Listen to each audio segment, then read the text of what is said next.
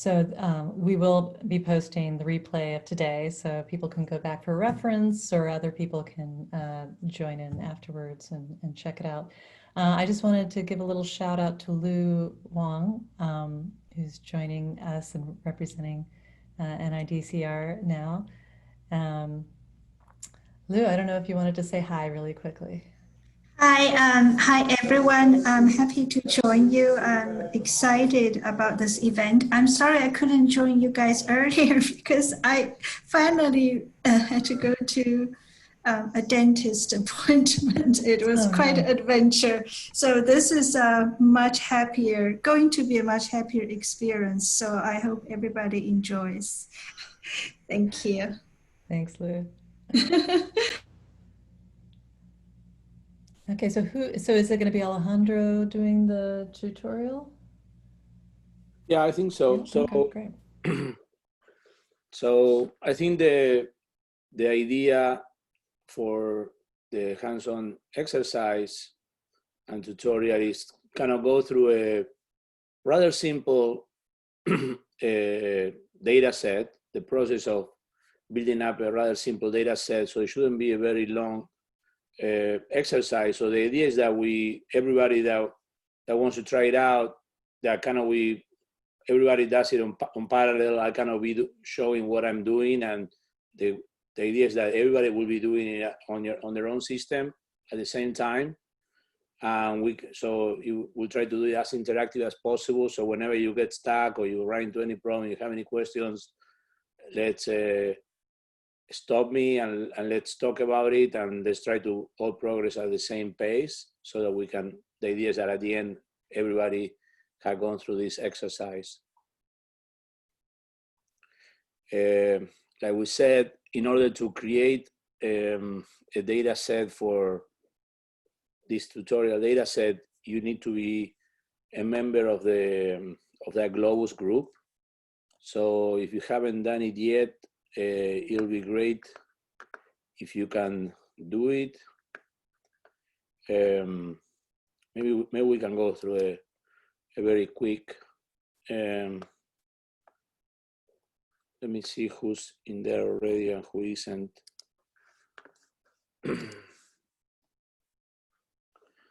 So I see a number of people that are probably not there yet.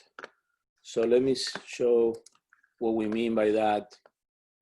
Since, I mean, this is part of the normal process when you first start submitting data. So maybe we can go over that. So hold on.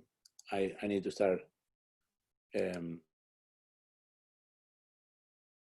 Actually, right before you do that, I just noticed that Jan Hu is with us today, and Jan, I was wondering if you could just say hi really quick. Everybody went around and did a brief little intro, so just unmute yourself.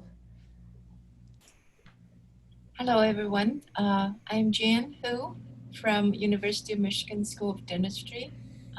We're really appreciative to have this tutorial workshop today so that we will be able to contribute our data set to FaceBase.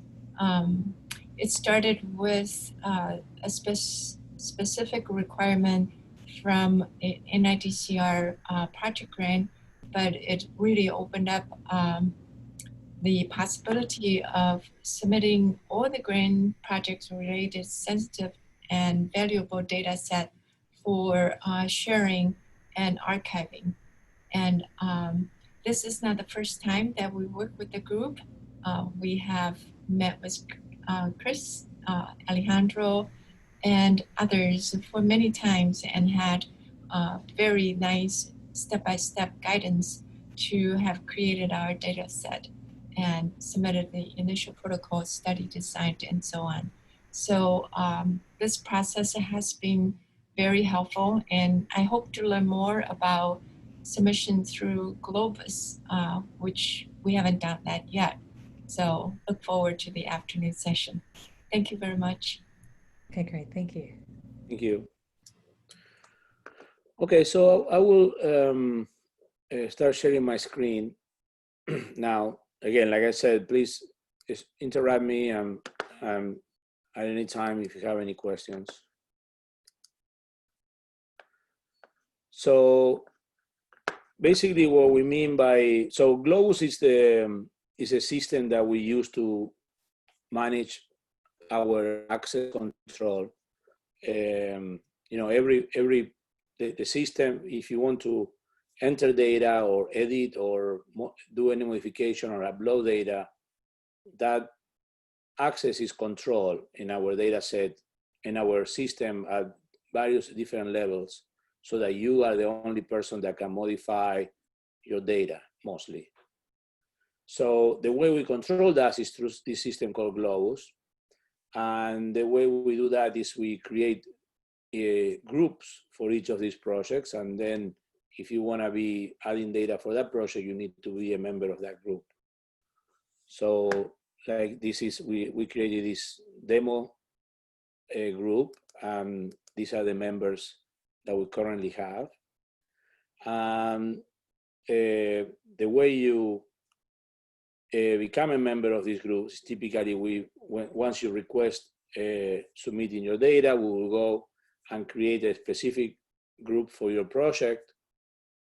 And then we'll send you a link that you will have to click and request membership and try to join the group. So for this particular group, let me see if I open a new window.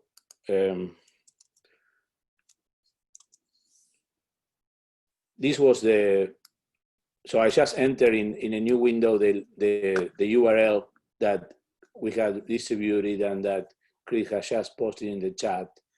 And typically, if you are not logged in and you have never logged in, you will probably get to this first login page, which is, this is a typically sort of login portal to Globus. Here you have basically two ways of signing in or logging in. One is using your organization login. For example, we're part of USC, so I can, oops.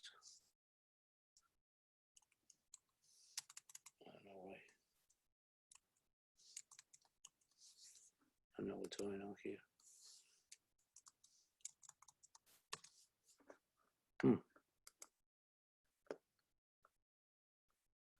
I don't know why I cannot type. Well, I can find USC, for example, here.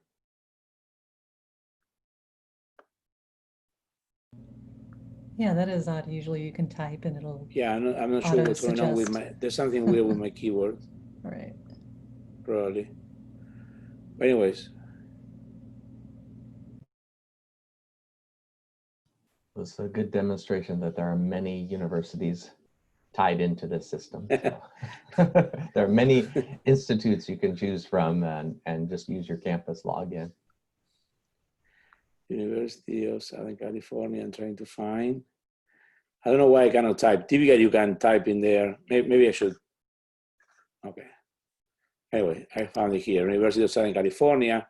I can click continue here, and that will take me to my USC portal login. I will, if I here, I can enter my credentials and I can log in with that credential. Or let me go back again to the, actually, let me start a new window again. And go again to that page.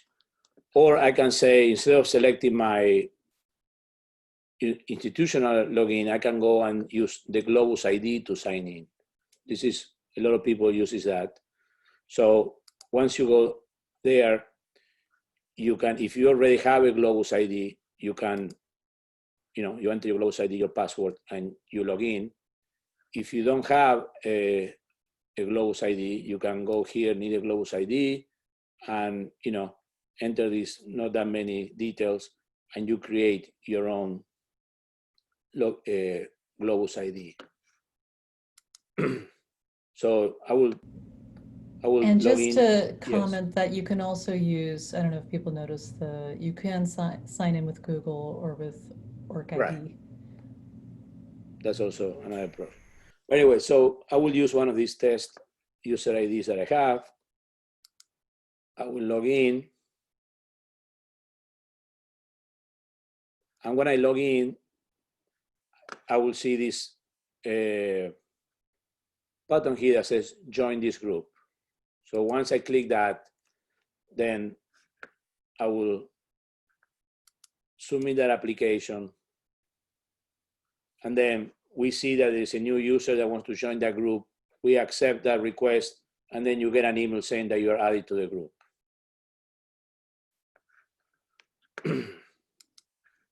I can actually show that here.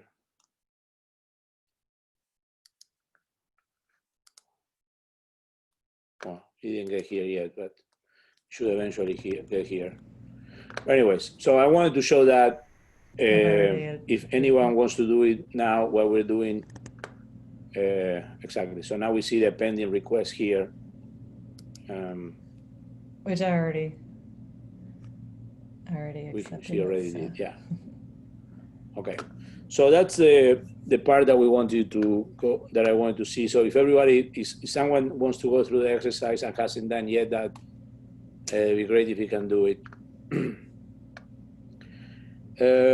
So, okay, so with that cover, I want to just go very quickly about how we start creating data sets.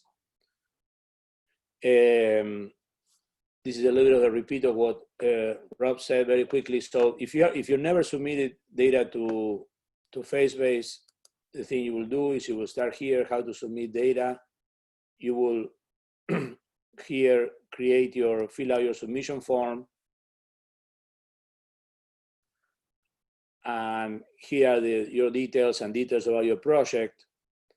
And if you see here in the bottom, the project details, the grant number, the project title, the principal investigator, the abstract, those are the details that we're going to use to create your own project, that then we will create your own authentication group, and you will get the email with the link that I just showed, and you will go through that process of adding yourself to that group so you can start creating data sets under this project. So I want to say that very quickly. And then once you've done that, once you went through that process that we create your project, we add you and the people in your group gets added to that Globus group that control the access, you're ready to start creating projects. So typically again, let me go back to our landing page. Typically the way we want people to start creating projects is you go in the About menu, you go to the main page with all the projects. There are many ways you can find your project, but typically you can just type here in the search box something that you remember or you know, and that's gonna search for your project. So for this exercise, I'm gonna use this demo project, and this project doesn't really have any real information because it's just something that we created for demonstration projects purposes. But let me go back to some other project. Maybe we can show Changhu project that has a little bit more information, just to show how a normal project will look like, if you don't mind. So you can find it, and we see that the project has an actual DOI associated to it and all the information for that project. So this is typically what a regular normal project will look like. So now let me go back again to that project that I want to use for the demo.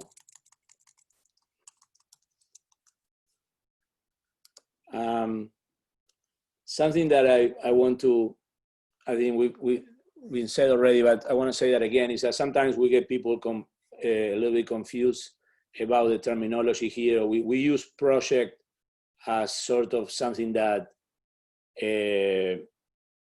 identifies the institution and the people, or the kind of the group of investigators that are doing the research. So it has a title, a funding number, which is typically your grant number, the abstract.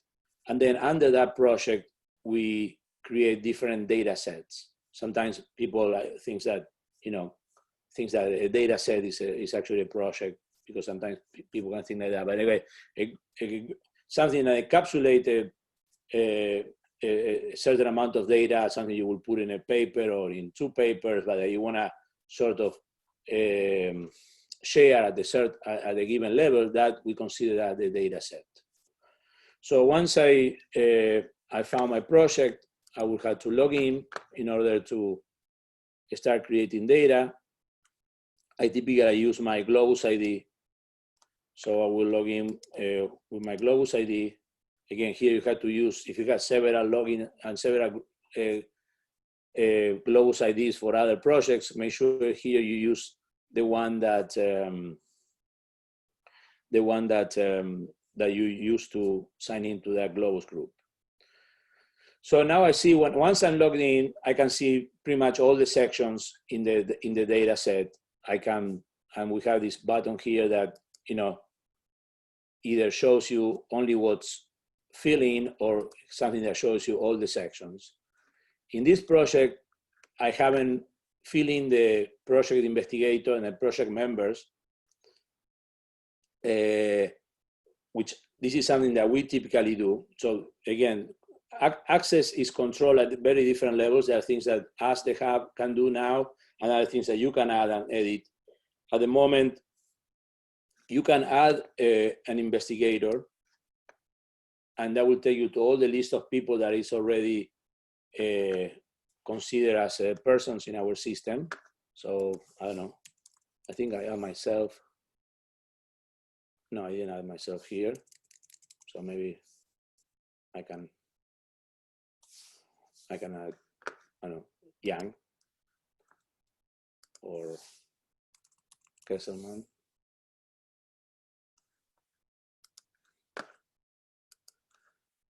So now we had 2 PIs for that project, and here will be the other project members. But this is typically something that you already get filled in once we create a project for you. And if more people needs to be added, then that's something that we do, and then you can add them to your project. Okay, so if you don't have any other question, let's start creating the data set. So now I will scroll down to the section that says data set, and I already kind of created 2. One is this face-based data set that basically I created to distribute the data. So if you haven't done that yet, go to this data set, and then in the supplementary file section, there is this zip file that if you click on it, you can download, and it has all the files that I want to test uploading for this exercise. So if you haven't done that, it'd be great if you can do it. Has anyone more or less gone through this process of downloading this zip file? And does anybody need help with the process so far? Like any issues getting into the Globus group, etc.?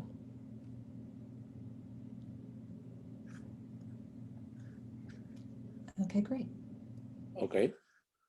Okay, so then I'm gonna go back again to the main project page, and I will add a new record. So we click add new record, and the first part of creating a data set is pretty much very simple. You basically give a title.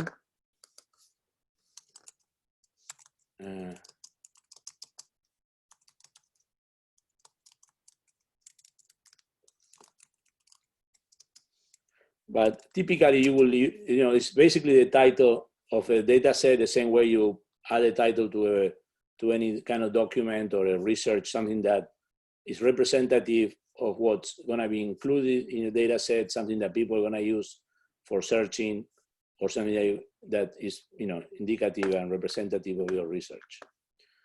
The next step, I can say it contains data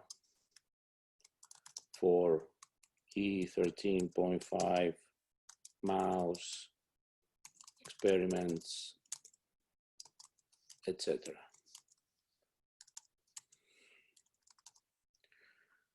The next is this field that it's a flag that says if you want to require a DOI or not. So if you say yes, I don't see a reason why I say no, but you know, we'll switch it to true, and then after you create a data set, the next day the system will go and assign a DOI. So if you want to reference that paper, this data set in any paper or in your website or anywhere, you can just give that DOI like you do with any other publication. So the next field is the project, which is already assigned because we created this data set from that project. The next one is a description. The description, like Rob said, is a field that you can use a markdown language. So you can use, kind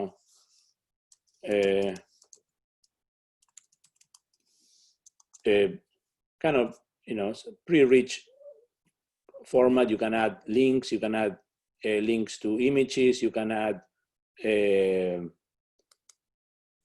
test lists.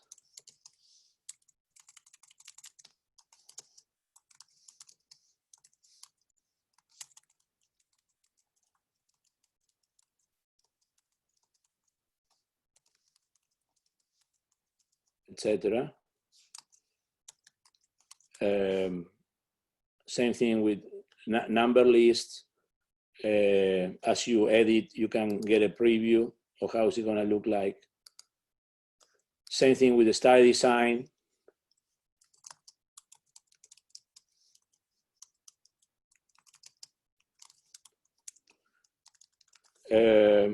Which doesn't, it probably can be like an abbreviation of what you probably describe in your protocol, but something that it's going to be featured and shown in the front page as you look at the data set. So it's good to enter some description there, and again you can do it using rich text. The next two fields are the release and the release date. You see, I'm using a user that's kind of like a super user. So we as hub users, we can change the release status and assign a release date. If you, as a project user, you won't be able, you will see these two fields gray. You start working on your data set. Sometimes people, it takes sometimes several days or several weeks, and some people takes months because you can even start using this system as kind of like as a digital notebook. As you go along creating doing your experiments, you can start adding pieces to the data set, but you probably don't want that to be public yet. So until the data set is released, no one except you and the people in your group can see any of this or can access any of this data. So once you are done working with the data set, typically you let us know and we review how the data set looks like. If it kind of looks okay, we do a little bit of a quality control, and if everything looks fine, we release the data set and assign a release date. Okay, so I'm gonna click submit. And now I'm gonna have my empty section. So basically now the data set is it has a very minimal piece of information. Is that everybody's kind of okay up to here?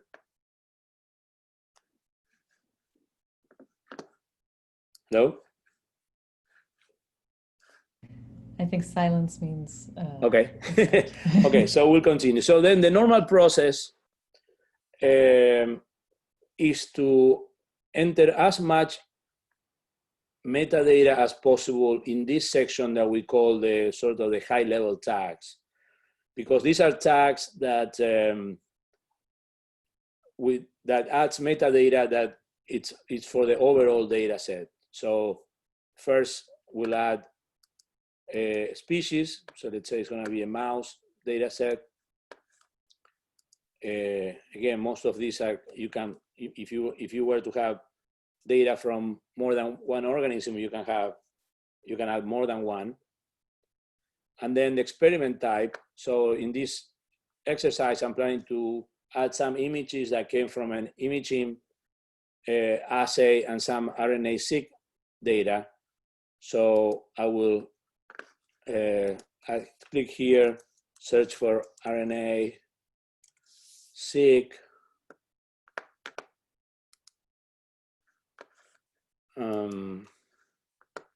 I will also add some imaging.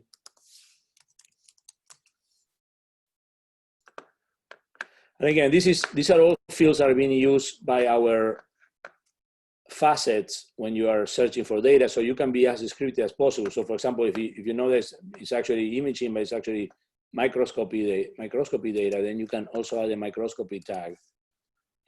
So now I'm being more descriptive. So let's say that in this experiment, I was investigating something that had to do with a certain gene, for example, MSX1. I can add this gene. Now, when you try to add, as you see in this example, if you type MSX1, we see that we have basically two entries. One is from one source, which is A, G, and C, and the other one is from FaceBase. The one that says FaceBase means that it was probably an entry that was created earlier as an internal term, but we always prefer to use the ones that come from well-known ontologies, that in this case. So I will pick up this one because we regularly go through cleanups of this vocabulary. So, you know, if we see that this term is not necessary, at one point we'll try to deprecate it. Then I can click refresh here to get rid of all these messages. Then the next thing that is important from this data set is the age stage of my mouse. So I would pretend that my data is from E13.5 and add that to my high-level tags. Again, these vocabularies are, some of them we are the only ones that control and can add new terms, and some other ones you can add your own if it doesn't exist. So if all the time we see people saying, you know, I cannot find the exact age stage that I'm looking on, that I need to add, and we add them to these vocabularies, and we can tag the data set with that term. Next one, for example, I would say anatomy, let's say it's head. We try to be as descriptive as possible when we can. So you can add the head, and again, we see different terms from different ontologies. I will always try to prefer the one from the best known ontology, or the one that mostly represent my problem. For example, if it's the zebrafish, I will try to pick a term from CFA.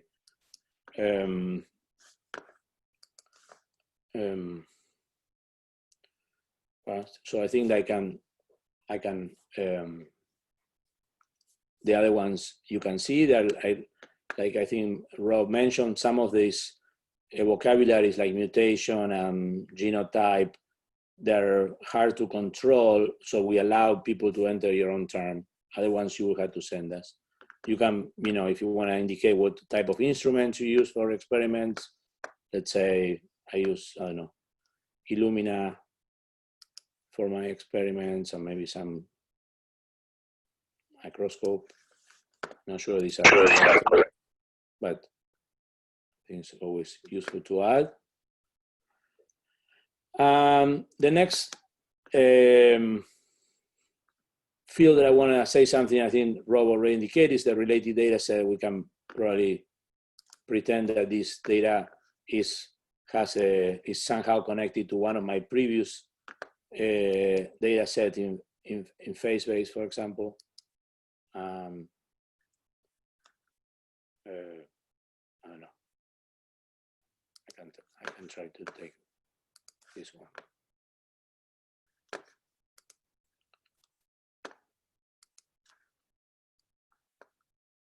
Sometimes you need to click refresh when you go back. And now it shows that this data set shows some sort of relationship with this other data set from FaceBase. It's more or less clear up to here. Okay, we'll continue. So the next section that we see is the section of the Genome Browser. So if you upload, in this exercise, I will upload some bigwig files that under normal circumstances, they will show in the genome, in the UCSC, the UC Santa Cruz Genome Browser. Unfortunately, just 2 days ago, we discovered that the UCSC is we're having some sort of like a connectivity issue they are having trouble connecting to our site. Is something that we're trying to resolve. It's not associated with any changes that we did in our system, which mostly had to do with the underlying connection. So we won't be able to show the tracks. But typically, the only thing you need to do if you are uploading bigwig or big bets or any kind of track data that is displayable in the Genome Browser, basically you add a record here. The main thing you need to do is indicate the mapping assembly. So if it's a mouse, most likely it's going to be MM10 or MM9. If it's human data, it can probably be, HE38 or HE19. But anyway, we have a drop-down menu here. You can select your mapping assembly. And then you can specify the chromosome, the start position, and end position. So if these fields are optional, but if you know them, then the browser will directly zoom in into that region instead of showing the whole genome. So I can enter chromosome 4, for example, and if I don't enter any start or end position, it will automatically zoom in into that position once we add the data.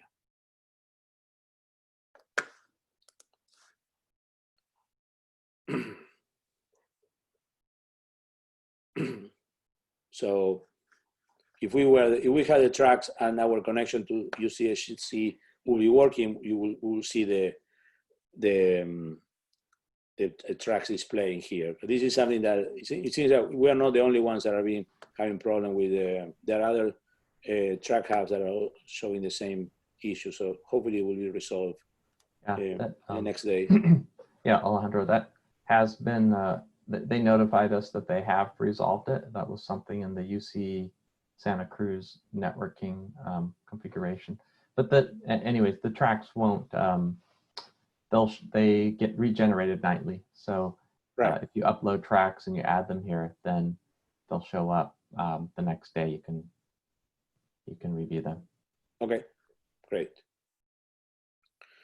Okay, so I think that then the next step, typically when you are creating data set, is to enter the information of your biosample. So typically, like Rob talked about this morning, for most data sets, we see that it's a model that seems to work pretty well.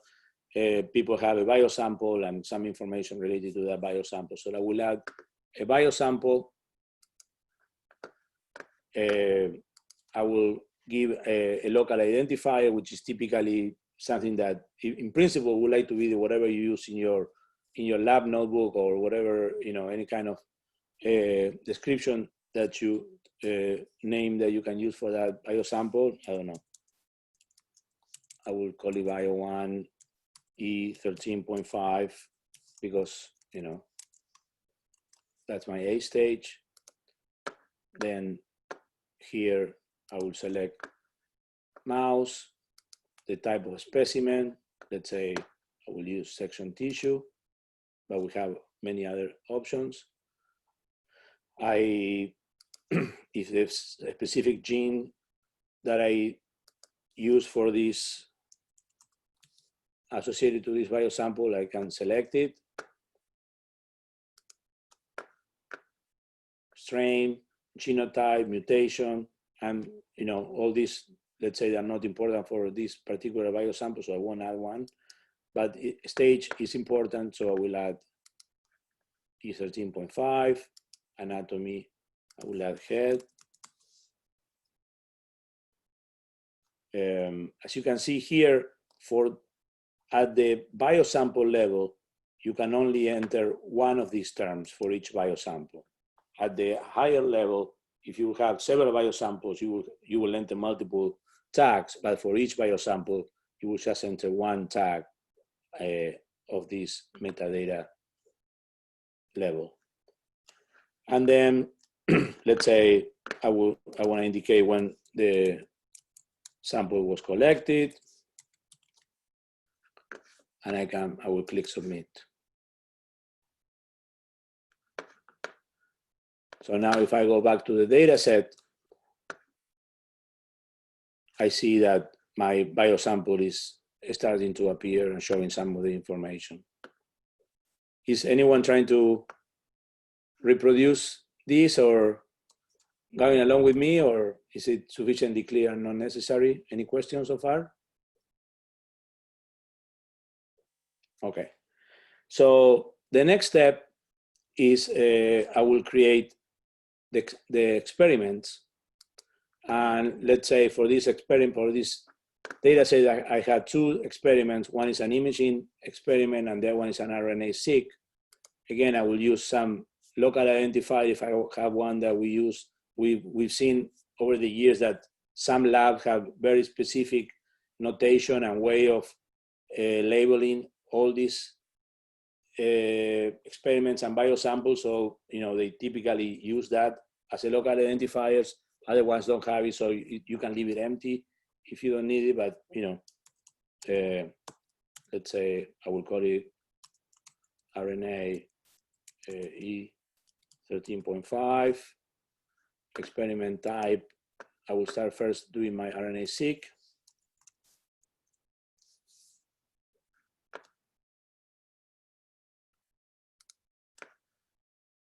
Molecule type, let's say it's total RNA. Strandedness, this can be important when we try to process these files using some other pipeline. So if you know the information about this, it's good that you add it. Let's say it's forward. And then many of these fields apply to other type of experiments. So if none of these apply to your type of experiment, then you can leave them empty. The one that we would like to, that can also be very good if you always add, is the protocol. So the idea of the protocol is something that describes, how the experiment was done. And once you click here, protocol, you can either pick any of the protocols that have already been released. They can even be from your group or from some other group. For example, let's say this is a new data set that Chang Hu is creating, and she followed the same protocol that when she did this RNA-seq protocol, then you can just pick this one and you're done. Or if it's a new protocol that you haven't done it, then you can create new protocol. You give it a title, a new RNA-seq.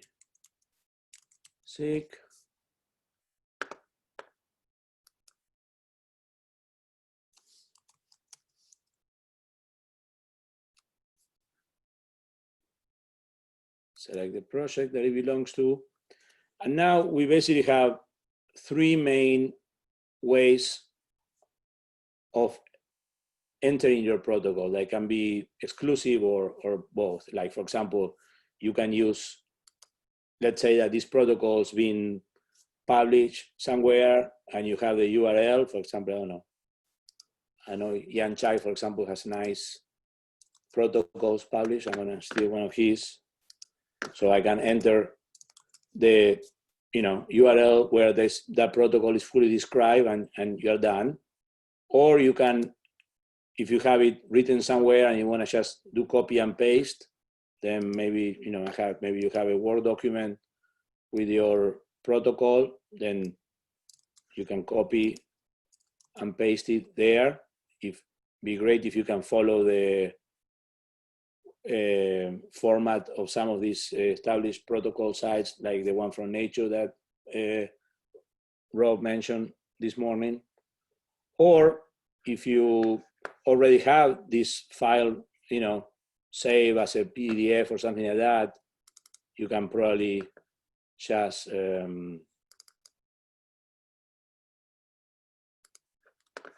click select file, and this is actually going to load the file from your local file system. So when done, you click submit, and this is uploading the file, describing your protocol. So once you go here, you have to select it. My new RNA-seq. And now you have added that protocol to this experiment. Click submit, and we can go back to the data set, and we see the experiment and the biosample showing up in my data set. So I will click here the toggle the show empty section and hide empty sections to go kind of review what I've done in my data set. So we have created the data set, we have added the high-level tags and the main description. We added the Genome Browser entry that's going to focus on the chromosome 4 for an M10 assembly. And then I have created an experiment and a biosample. So now I'm going to do the same. I'm going to create the new experiment for my imaging sample. Let's say demo or imaging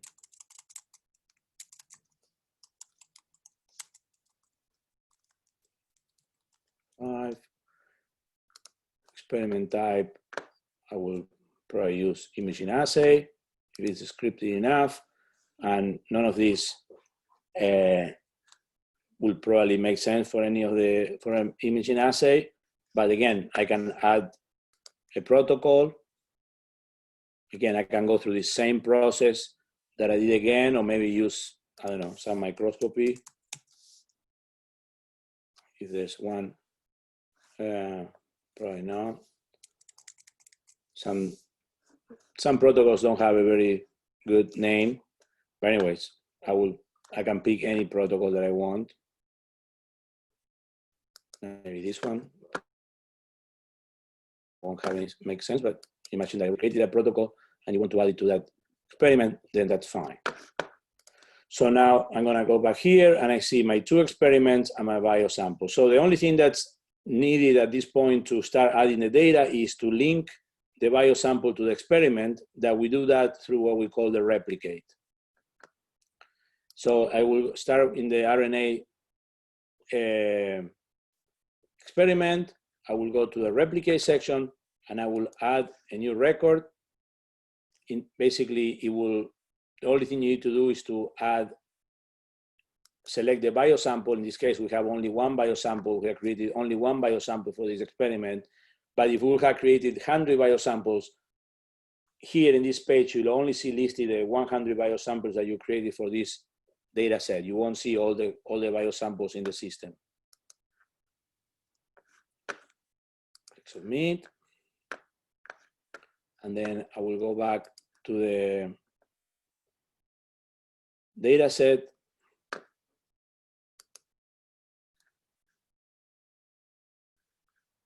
Actually, I'll go back to the data set like that.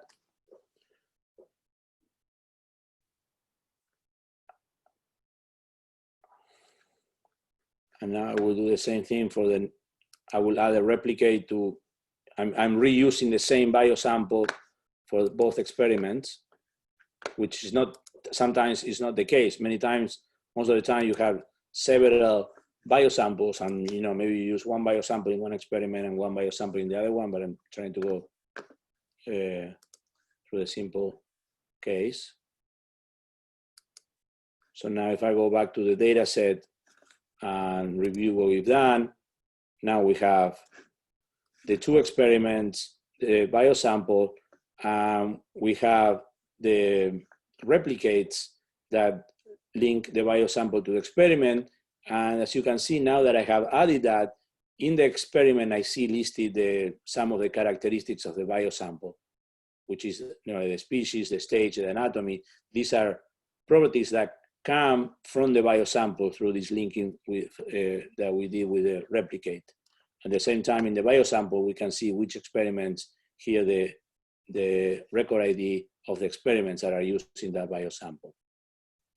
So at this point, I'm pretty much done with what I want to do in terms of creating the entering all the metadata and creating the structure of the data set that I want to do for this data set. And the only thing that's left is uploading the data, the actual files that I want to associate to this.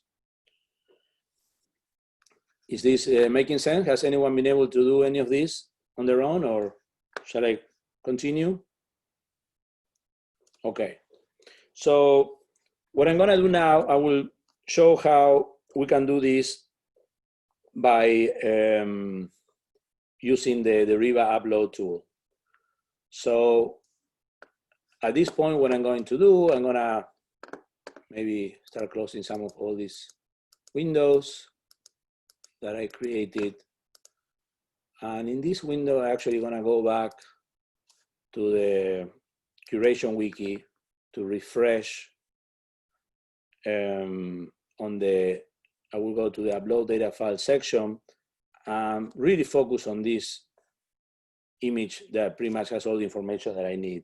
So as I can see, the way I need to organize my files is the data set record ID, the replicate record ID, and then these subfolders for each different type of files.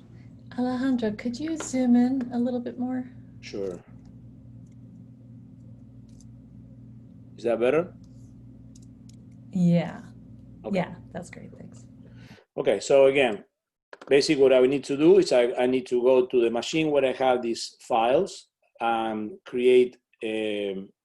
start creating folders that sort of mimic this structure, right? So imagine that you went to that website, that link that we sent you, and you downloaded this demo one data files.zip. If you unpackage that file, you will have basically extract. And as you can see, we have a couple of sequencing files, FASTQ files, one that is read one and read two. Then we have a couple of what we call process data, which is this gene counts, genome BAM. Those are typically considered process data after a sequencing file has been processed. So I'm going to associate those files to the replicate that is associated to my RNA-seq experiment. And then if you see, and also I have the bigwigs files that are also going to be part of that replicate, because they're all kind of all the products of my RNA sequencing experiment. And then I have two TIFF files and their corresponding thumbnails that come from the imaging experiment that I did on the same sample. And can you zoom in on that window as well? Okay. I don't know how easy it is to do that on the Mac. I don't know how to do that. Oh, yeah, yeah. It works. Okay, is that A better? little better, a little bit. Okay. So like I said, I have all, you can see I have this, all this data under a folder that I call, I call Bootcamp Demo 1 data, but, in your system, you can probably, call it, face-based data. And this is the place where you're going to start associating all your face-based data, for example.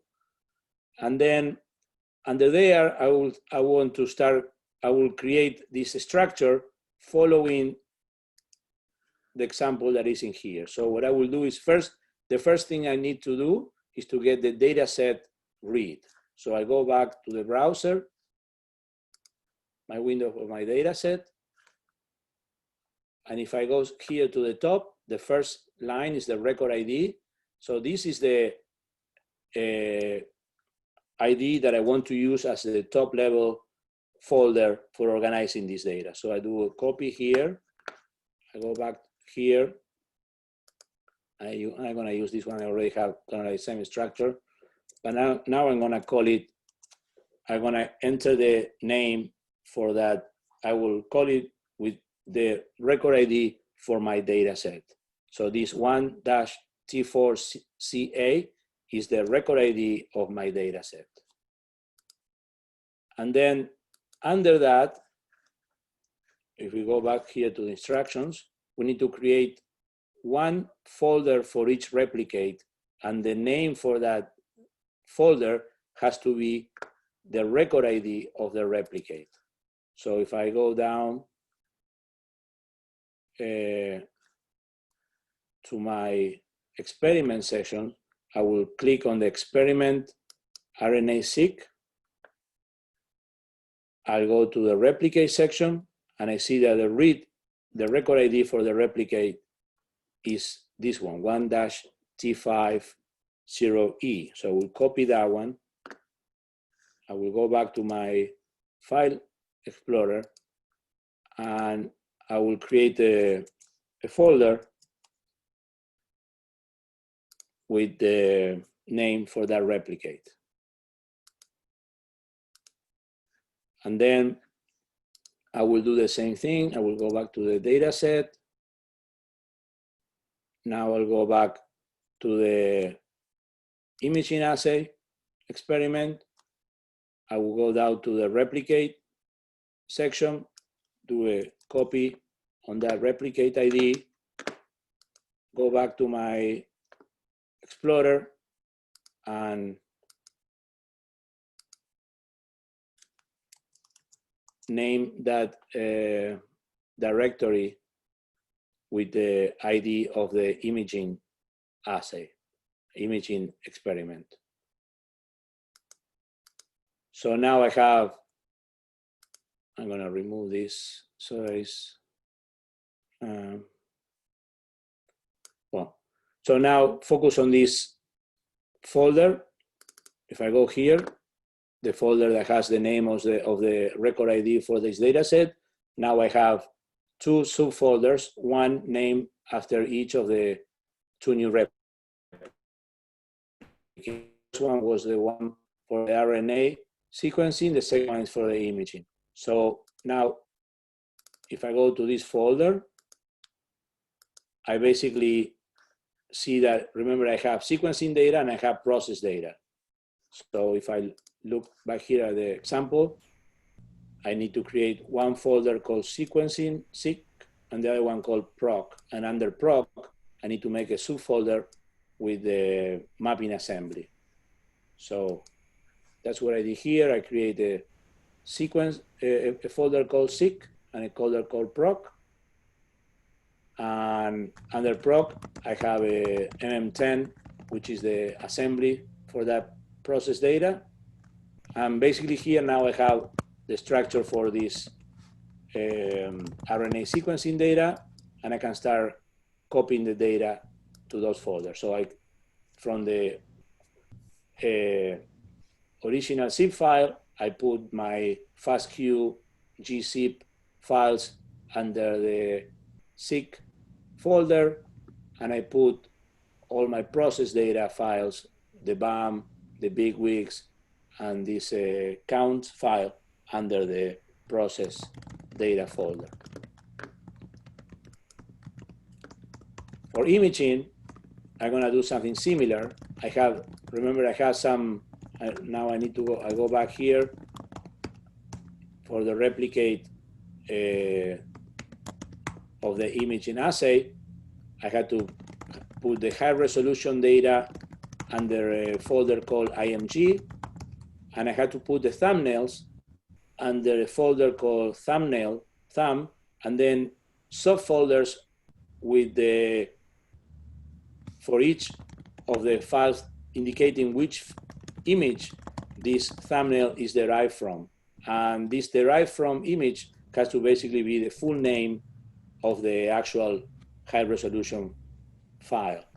So that's basically what I did here. Under the replicate for the imaging assay, I created one folder called IMG, and under there I put the two high resolution TIFF files, the two high resolution image data, and there under the thumbnail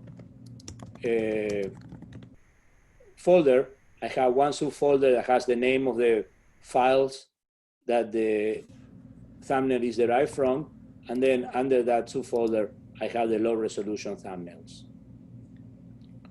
So at this point, yes. Yeah, I think it might be good to kind of pause just here, since that's a lot of organization. Sure. And it's still difficult to read that. I think if you press Command plus, it should. Yeah, that's what I've been doing. Hold on. Oh, really? Okay. There you go. Okay, and maybe More? again, yeah. I don't think I can Maybe do that's anymore. it. Okay. So just to let some people catch up, because at least one of our attendees has a bad storm that's going on that's kind of making things go a little slowly. So, but yeah, it's just showing the organization. Yeah, I wish there was a way to make it a little bigger. Yeah, enlarges that. It doesn't make the but that's font. Better than it was, so that helps. The font, unfortunately, the fonts are not that large, that much right. larger. So I'm just curious, in the chat, if people actually doing the steps along with Alejandro. You could just say yes in the chat.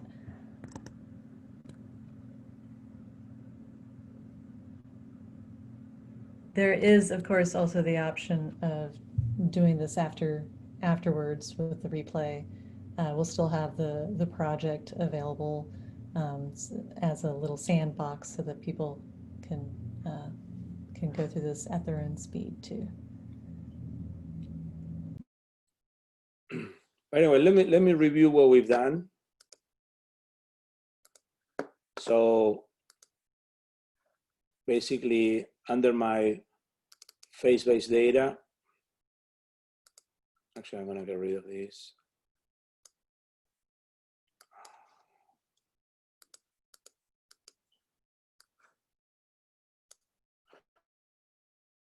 So under sort of my working folder that I call face-based data, I have one folder, which is kind of like my top level folder for this, uploading this data to this data set, that has the name of the folder is the record ID of that data set. So if you go here to the data set,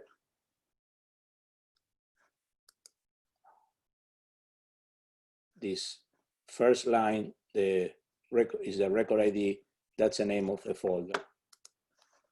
And then under that folder, I have one subfolder for each of the replicates to which I'm going to upload data. In this case, this first folder has the record ID for the replicate that associated to the RNA-seq experiment.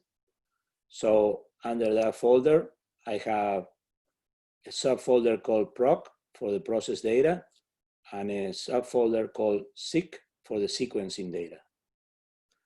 Under the proc data, under the prop folder, I have one subfolder for the mapping assembly of that data.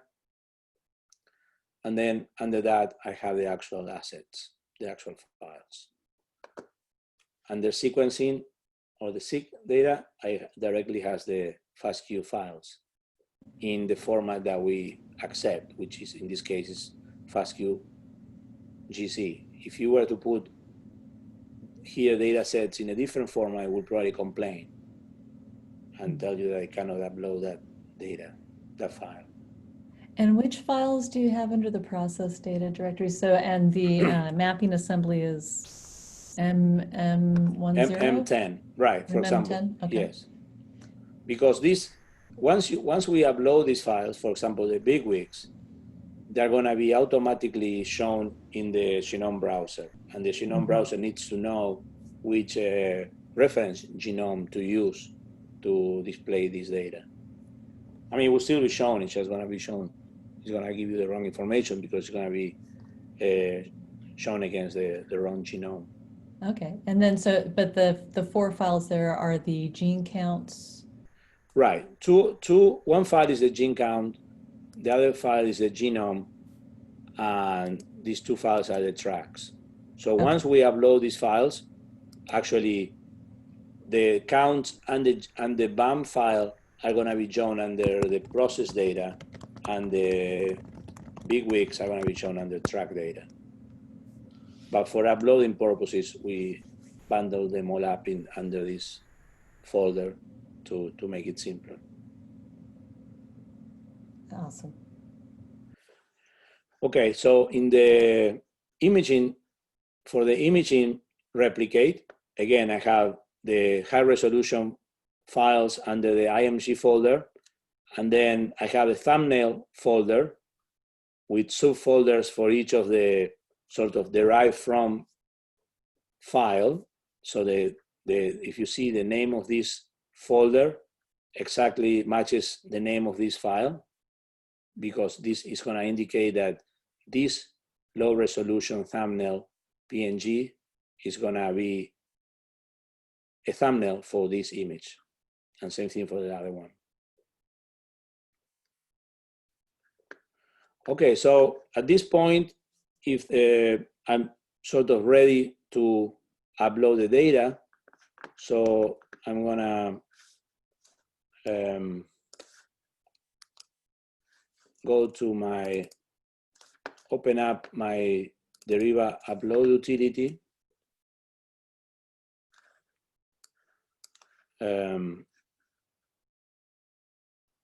Typically, when you go through the installation like we did this morning, you already configure it, but it's good to check in options to check that it's configured to send data to the phase-based production server. Oh, and I have a quick question about Sure. this, Alejandro. In the server, does it have to be the https://www.phasebase.org is the full URL? Yes. Okay. Yeah. Yeah. So the first thing I'm going to do is I'm going to log in. Same login process that we used to start creating data.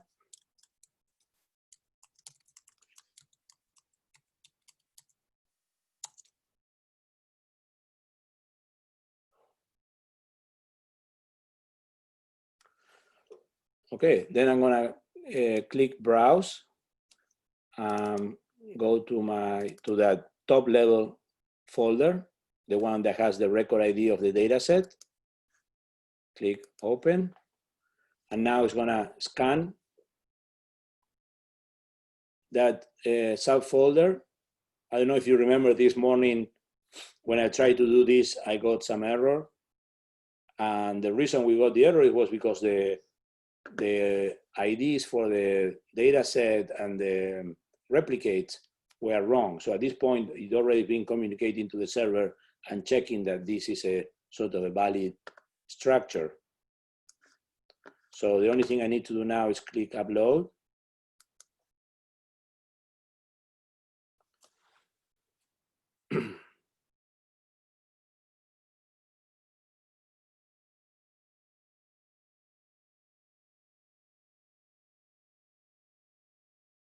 taking a little bit longer for that big wave files.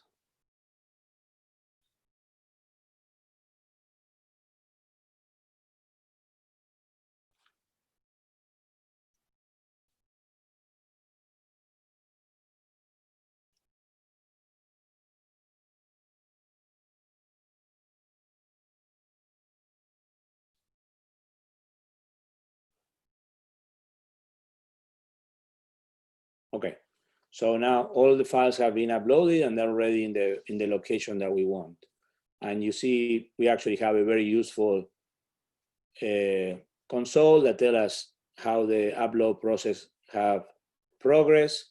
If you have got, you know, I'm on a Wi-Fi. Sometimes if you're trying to upload a 10 gigabyte file, this is probably going to take an hour or so, or even more. And it's very likely you're going to get disconnected if you were doing it manually through the browser. But here, if you are uploading and after 2 hours, somehow your connection drops, then when you restart it, it will basically continue from where it left off. So it will actually, if you already uploaded, transfer half of the data, then it will continue with the other half and continue. If you get some errors, then you will see the pretty good detailed error log in here that you can copy and paste and send us in an email saying, I was uploading this data and I got this error, so we can go into our server and try to debug and fix that problem. So whenever possible, I think it's really little overhead to get set up with this utility, and I think it's very useful. Like we mentioned before, we probably gone through a little bit of time to create this folder structure, but it's very likely that next time you're gonna upload your next data set, that your data set is gonna be similar, so you can kind of reuse a lot of these. So I think it's, in the end, not that bad of an overhead to use this tool. So now, if I go back to the data set,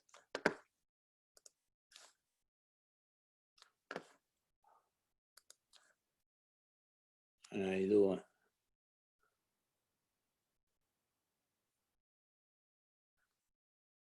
an update, I see that I have sequencing data, process data, track data already loaded to the site, to my data set. So for example, now that I have the Genome Browser set up, next day after it processes it, it's going to start showing in the Genome Browser. And then if I go down here, I can see the thumbnails, images that I uploaded for my high resolution imaging data. I can see the sequencing files, the process data, the imaging data with the corresponding thumbnails, and the track files. So at this point, I'm basically creating this data set. So, under regular circumstances, you will send us an email saying, okay, I'm done uploading my data and curating the data set. We'll review it, and then we'll release it, and it's going to be available for public access. I'm not sure whether we mentioned that, but a lot of people sometimes they go through all this process, and then they say, but I don't want anyone to see it until my paper that I just submitted is accepted, so we cannot put it, we do a delay release. They tell us, okay, I'm going to send you an email when I want this to be public, and we go and release it. So I think that at this point, I'm pretty much done with the exercise. I don't know if you have any questions.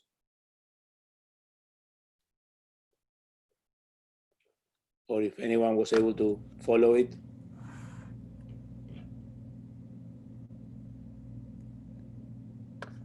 So we realize that it's a little different experience doing this in a Zoom chat than what we wanted to do originally, which was in person.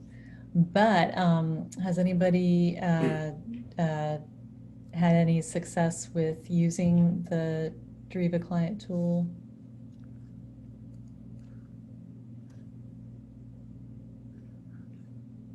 Because it would be a good time for any questions. And then when you try to do this later, obviously you can send in any questions and any issues that crop up. Christina? Yes. I think I had to step out for the first half, so I didn't get everything, Deriva downloaded and everything on time to do this. But it would be, this is being recorded, it will be shared. That's and right. then we would be, and what also would help, I should have thought about this, is to have it playing on one computer and me doing it on the other computer. So I don't have to keep every window small to try and follow everything. So I should have done that.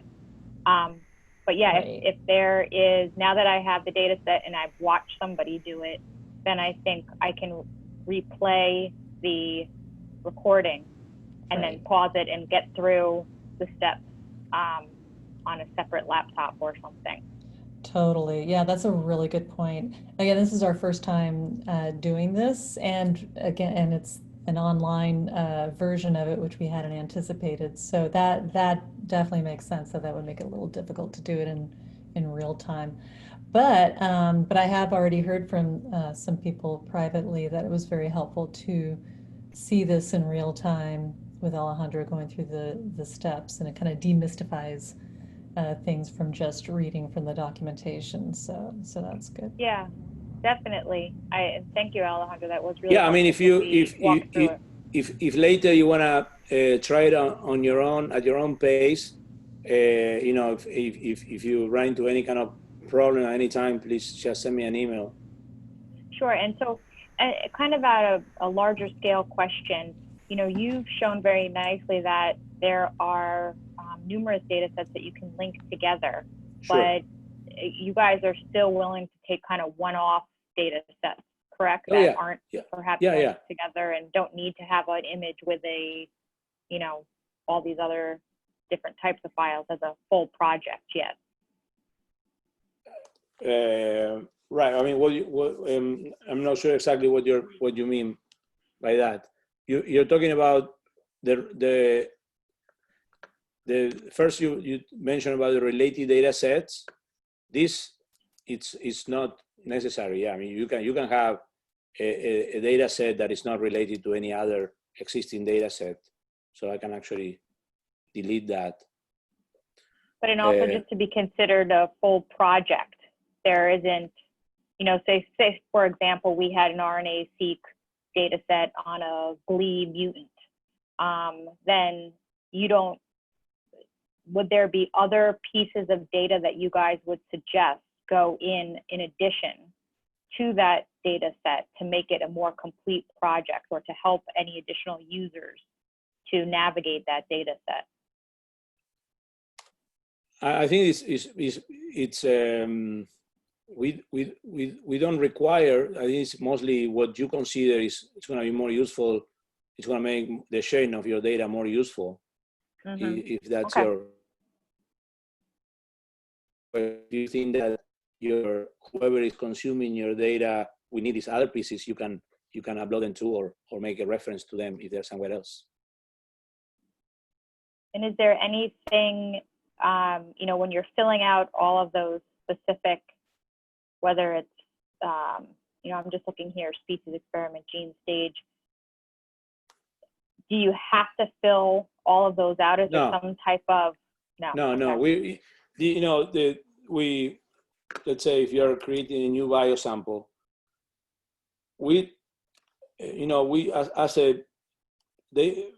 phase-based, it's pretty broad, the type of data and the type of research that people use this for. So we try to be as inclusive as possible, but you don't have to. You see, only the fields that has the red asterisk are the ones that are going to be required for you to create this biosample. All the other ones are optional. Okay. So, you know, we try to be as specific as possible so that people ever wants to go back and know exactly the nature of this data is informed about that, but you don't have to, you know. I mean, probably for many scientists, it's not going to have any information to add which litter that mouse came from, but maybe for you or for your lab, or someone in your lab, it's good to know that, oh, this was the mouse that came from litter, you know, 127 or something like that. But And you're not required to. So but as you fill in all these forms, only the fields that has the red asterisk are required. All the other ones are optional. just another thing to keep in mind with how many of the fields that you do fill out, the more that you do fill out, that does allow more data to be linked together. So that's as far as like having more interlinking between different data sets from different projects. We do encourage to fill out as much as is reasonable. Right, and also allows people to search for that, because, you know, when Right. like right now I'm in kind of like the main data set level page where we have listed all the data sets.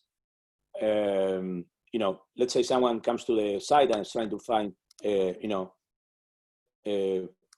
mouse data from a certain stage, you know, and a certain gene, you know, then you want the data sets, you want your data set to be discoverable that way. So the more metadata, the more description that you add, it's more likely that someone's gonna be able to discover your data if, you know, doing a search. Thank you. Yeah, but it's not required. So this would be, you know, we have our Q&A, and something that you can keep in mind to ask too is anything that pertains to your own data that you're thinking of submitting to FaceBase or you're planning to. If there's any particular type of data submission we haven't gone over that you'd like us to go over, this would be a good time to ask about that too. Hello, can I ask one thing? Sure. Yeah, this is Fahad from NIH. I don't know how relevant this question is, but it's an extension of Samantha what she asked.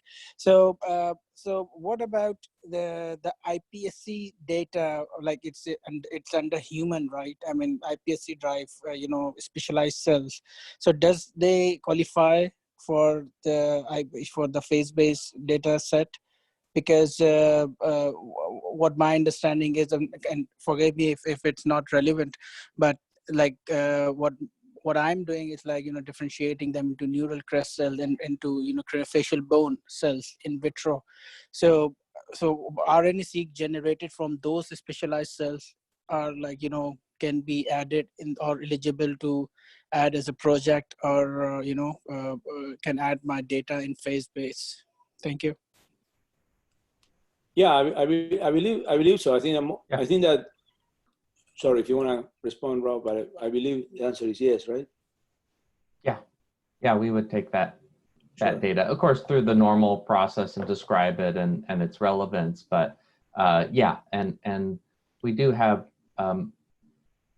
some data related to you know, or some interest in data on like cell characterization, cell lines. So it's not just like the whole organism, you know, that would be fine, basically, you know. Right. Thank you. We actually have a way of describing cell characterizations, so you can definitely enter that data. And I assume that most of the time it's not going to be human subject, right? In vitro data. So, but we need to discuss that. So it's iPSC from human. So that what you mean? It's a human data, but it's an iPSC, you know, generated from healthy volunteers and the disease model. So it's a human data. I mean, if you're asking this question, so it is human because it's from a human cell, but right? But is it I'm not sure. I don't know. I don't think that it's is it considered human subject in your research? Is that something that can identify a human being, or I'm not? I don't know what I don't know under what category your experiment falls. So yeah, I think I just submitted my K22, and in that basically it considered as a human subject.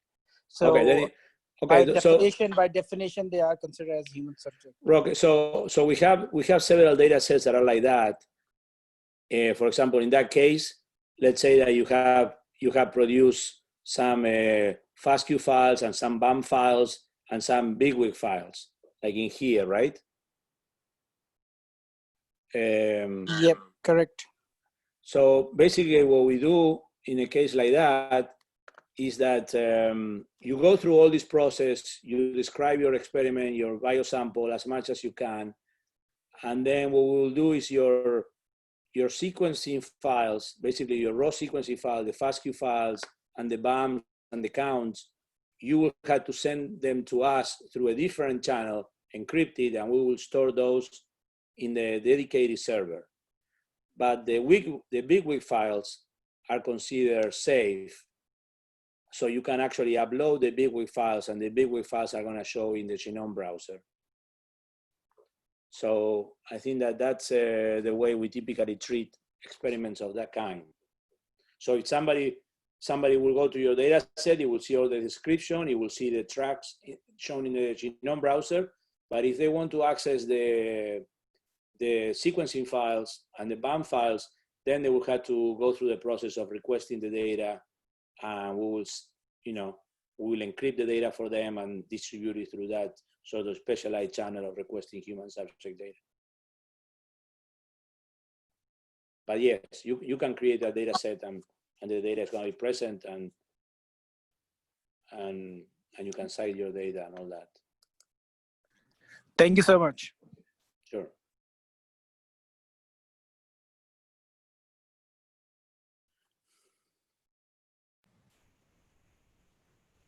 Any other question? If not, maybe we can use a few more minutes. Does anyone has any other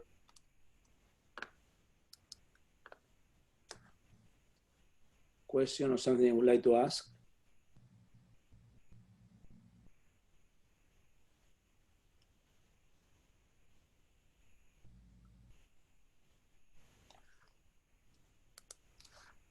Yeah, the Genome Browser is still not working. I wanted to show you that. I want to say that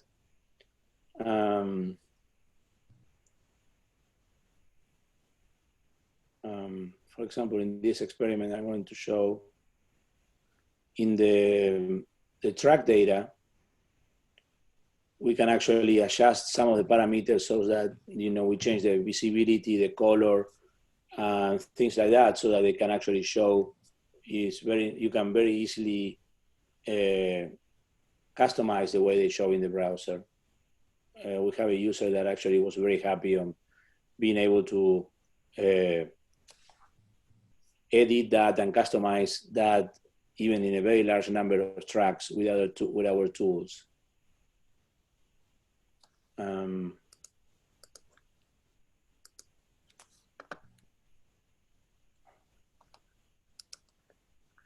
Any other question?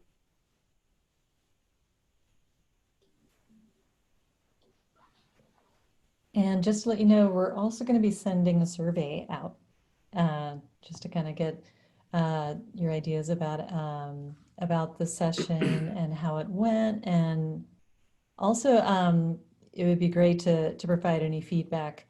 The next time that we do a boot camp like this or a hackathon, we definitely are hoping that we'll be able to do it in person. And in that situation, I believe there's funding available where you would be able to have travel costs covered in order to attend, which is something that we're really excited to be able to do. So, but definitely, if you think of something afterwards, feel free to send us email at help@facebase.org or directly to me, since you should have my email address at this point. but yeah, this has been great, like meeting so many new people in the craniofacial community.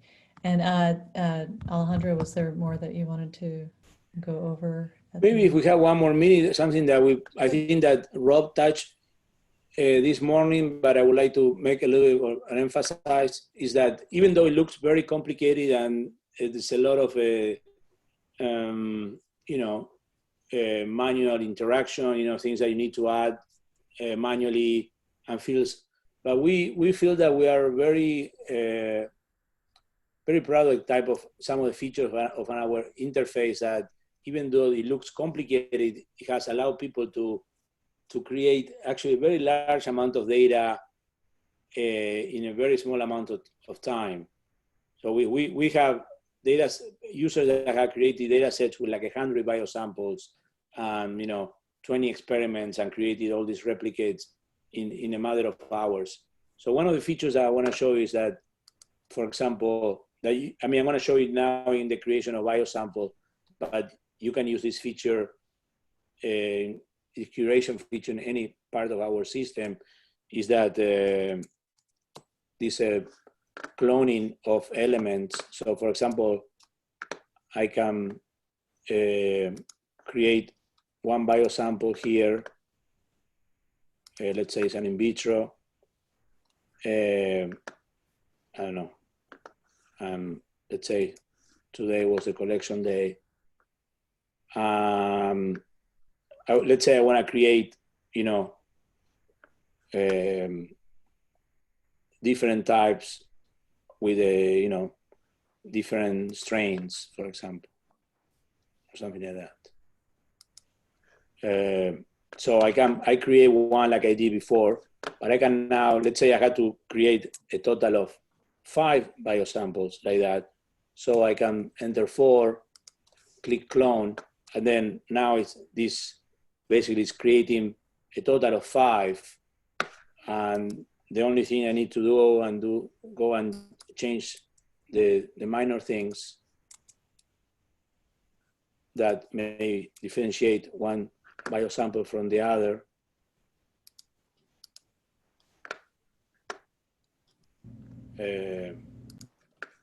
This may not have any scientific value, but meaning, but I'm just trying to show this, and then click submit, and it will automatically create the 5 biosamples.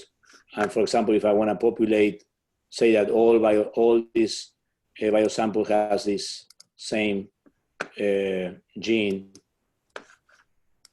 again, I can submit. I think this is something that Rob also showed this morning, but I want to emphasize again, because this is at every level, the experiments, at the files upload, at the biosample, at every level we can use this feature to very rapidly enter data. And we've seen, once you get used to it, you can enter a lot of data very rapidly, very quickly. So I want to show that. So now I have all these biosamples. So one other thing, Alejandro, you might show, because I don't recall if we showed it in the morning at this point, is under the data browser, the image navigation, to just show an example of a surface model. Okay, sure. Because, okay, although, you could just get to the one that's under image navigation, or if you want to show one that's embedded, that's fine too. You want me to create a model, or you want to show an existing model? No, just showing the existing model. So we have a few, and of course there's one linked from the data browser, or if you want to go to one that you, yeah. Because this is an example of one of those specialized viewers that, in addition to the Genome Browser, that you could put on your page for those that have like imaging data and you're generating the surface meshes. you know, it's something that if you had a lot of images, you might not do it for every one of them, but you might want to show a couple, you know, or one or two, you know, one that's representative. So this is something that can be added to anyone's page, and this one came out quite nicely. Yeah. So yeah, this is a very nice zebrafish data set that, as you can see, we have thumbnails, and they have also submitted all these meshes in OBJ format. Okay. They have created this very nice model. So each of these models is made out of 60 individual meshes in OBJ format. So basically they went through this process. They created the experiment, the biosample, then they used the upload tool to upload all these mesh files, right? If you see that there's a version for each mesh, there is a version of the original version of the mesh, and then there is a reduce, because we had to kind of decimate them so that they can show in an interactive way here in the browser. Otherwise, you know, you will need a much powerful machine to show it interactively like I'm doing right now. But basically the process is not that complex. Once you will go through this same process, but you know, here you will save all your mesh files to the mesh folder under your replicate, then upload all the files, and then once you upload all the files, you will basically define what we call a 3D surface model. We have the documentation is actually pretty good, shows you step by step how to do it, but I don't want to ruin this data set. So if I were back, let me go back to the data set that I just created, the demo data set. And, you know, here in the section called 3D section surface models, I can basically add a record, and then you will specify your model, and then you will start adding the OBJ files to the model, to the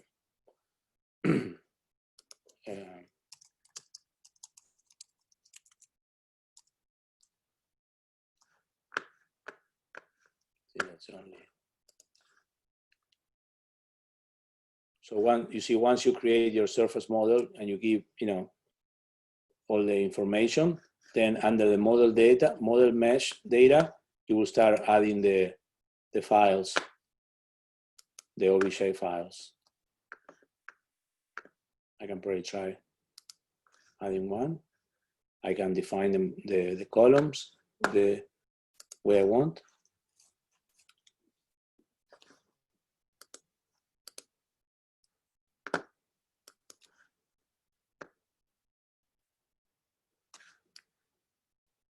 And there's a model with the mesh that I selected. So very quickly you can add these very nice visualizations. And if we have one more minute, then another thing I wanted to show is delete. Many times people, you know, you get to do all this, say, okay, I actually want to delete all this. We have a few constraints. So sometimes the delete process is not that obvious. So for example, if you create not have microscopy, so edit mode, and then you click the unlink to get rid of that term. And that's the way you disassociate that term from the data set. In other things, you need to, in order to delete them, you have to delete first the elements that are associated to them. For example, if I'm trying to delete this biosample that I created, which has all this data, it's going to tell me that I cannot do it because there is a replicate associated to the biosample. So I will first have to go back to the replicate, delete the files that are associated to the replicate, delete the replicate, and then I will be able to delete the biosample.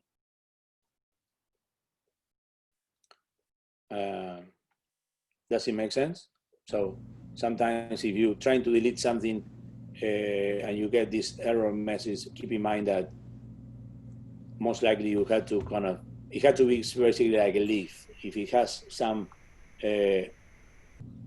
things associated below that element, you probably won't be able to delete it until you delete the things that are hanging from it. It's like a cascade Yeah. delete. Yeah. Right. So same thing here, for example, if I'm trying to delete this model, it's going to tell me that I cannot delete it. But then if I go to the model and then I delete the mesh that is associated to that model, and now I can go back. Now I can probably delete the model.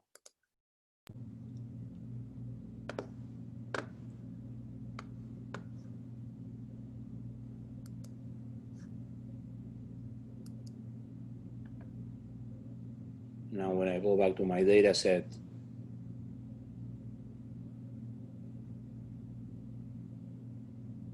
I don't see the surface model there anymore.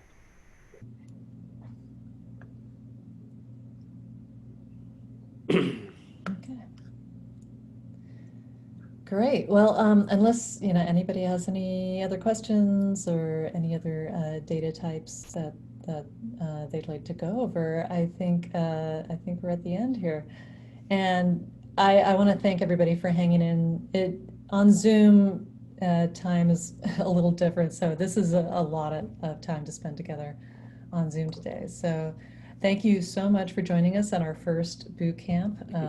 Again, we definitely are looking forward to doing this in person, hopefully around this time next year, if not sooner. Like I said, I'll send some follow-up emails, and I'll be sending the replay hopefully by tomorrow. I'll also be sending a survey, and any information that you can give us, any feedback is great. And yeah, I think that's it. Rob, Alejandro, any final words? I just want to say thank you. I hope it was useful. And if you kind of either later today or whenever you try to reproduce this and you have a problem, please just send us an email. Yeah. So we're here to help out. So just let us know if anything comes up or you have questions of any kind. Thanks. Okay. Thanks, Thank you. everybody. Okay.